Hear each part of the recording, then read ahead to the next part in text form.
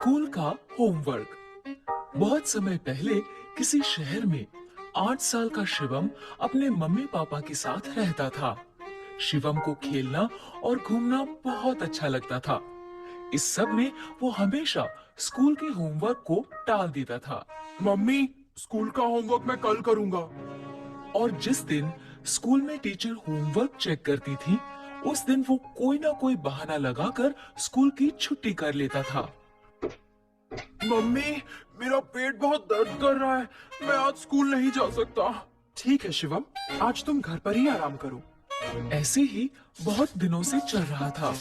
फिर एक दिन अचानक टीचर ने क्लास में सभी बच्चों से कहा, बच्चों, कल मैं आप सबकी तीनों सब्जेक्ट्स इंग्लिश, हिंदी और मैथ्स की नोटबुक चेक करूंगी।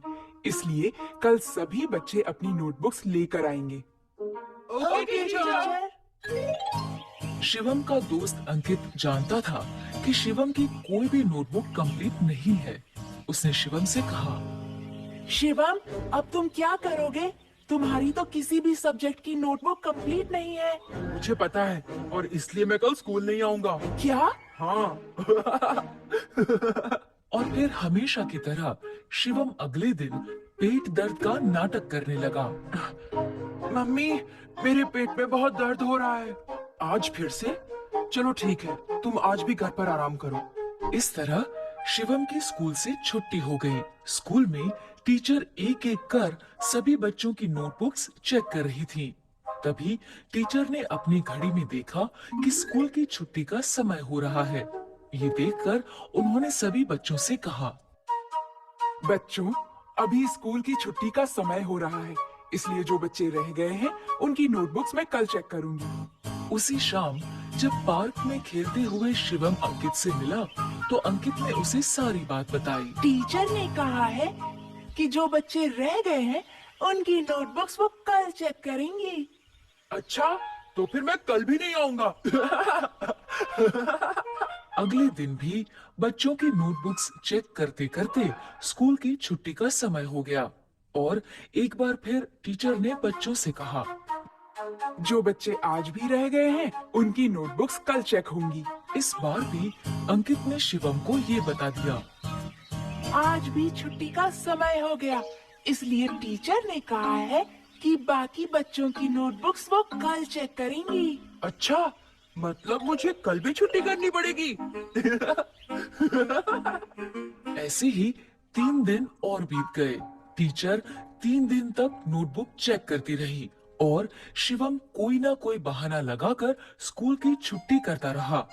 छठे दिन जब शिवम ने बहाना लगाने की कोशिश की, तो मम्मी ने उसकी बात नहीं मानी और गुस्से में उससे कहा, मैं तुम्हें 6 दिन से देख रही हूँ।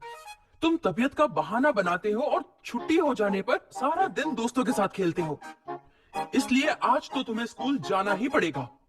लेकिन मम्मी, मेरा पेट बहुत दर्द कर रहा है।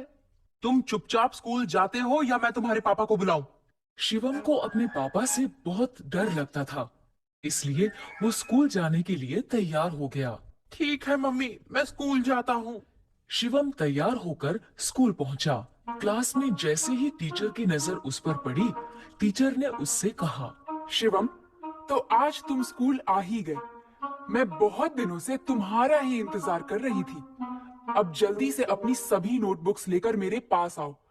आज मैं तुम्हारी नोटबुक्स चेक करूंगी। ये सुनकर शिवम बहुत डर गया। वो डरते डरते खड़ा हुआ और बोला, टीचर, आज मैं नोटबुक्स लाना भूल गया। क्यों? तुम्हें पता था ना कि मैं सबकी नोटबुक्स चेक कर रही हूँ। फिर तुम नोटबुक्स लाना कैसे भूल गए? Sorry teacher. तुम कल नोटबुक्स लेकर जरूर आना और भूल कर भी कल स्कूल की छुट्टी मत करना। Okay teacher.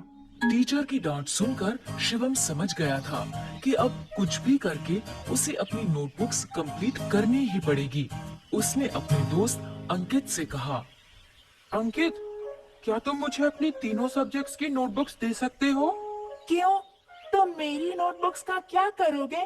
टीचर ने तो तुम्हें तुम्हारी नोटबुक्स लाने के लिए कहा है। मैं जानता हूँ, लेकिन मेरी नोटबुक्स कंप्लीट नहीं है, इसलिए मैं तुम्हारी नोटबुक से देखकर अपनी नोटबुक्स कंप्लीट करूंगा। तुम्हें ये सब करने की क्या जरूरत है? तुम हमेशा की तरह स्कूल की छुट्टी कर लेना। नहीं, मुझे लगता है अब मैं इस काम को और नहीं टाल सकता, इसलिए अब मुझे ये काम करना ही पड़ेगा। पर तुम कल सुबह तक तीनों नोटबुक्स कैसे कंप्लीट करोगे? पता नहीं, लेकिन अब होमवर्क करना पड़ेगा। अंकित ने शिवम को अपनी नोटबुक्स दे दी। शिवम अपने घर पहुंचा। वो सीधा अपने कमरे में गया और काम करने बैठ गया। वो सारा दिन और सारी रात लगातार काम करता रहा और सुबह होते होते उसने तीनों नोटबुक्स कंप्लीट कर ली। काम पूरा होने पर उसने चैन की सांस ली। आखिरकार तीनों नोटबुक्स का काम कंप्लीट हो ही गया। अब मैं बिना किसी डर के स्कूल जा सकता हूँ। अगले दिन वो तीनों नोटबुक्स लेकर स्कूल पहुंचा। क्लास शुरू होते ही सबसे पहले टीचर ने शिवम से कहा, शिवम, अपनी नोटबुक्स लेकर मेरे पास आओ। शिवम तीनों नोटबुक्स लेकर टीचर के पास गया।